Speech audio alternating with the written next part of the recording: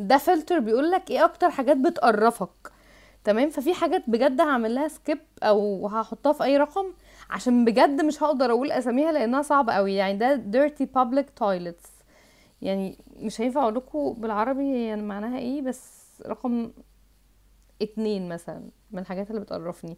bugs in your house. يعني انا بحس ان الباجز زيها زي البيردز، زيها زي من حقها تعيش، فمش يعني مش من الحاجات اللي بتقرفني قوي. فرقم 6 يعني. يا يا مش هعرف اقول، مش هعرف. ده رقم 10. ده رقم 1، سوري انا حطيتها غلط.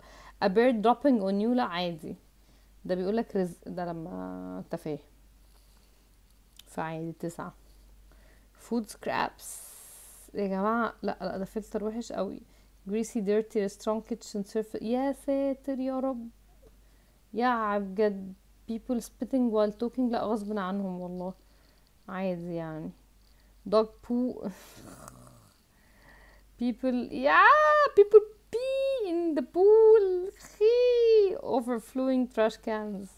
كلها حاجات مقرفة بصراحة. ده اسمه فلتر القرف. ايه اكتر حاجة بتقرفك من الحاجات دي؟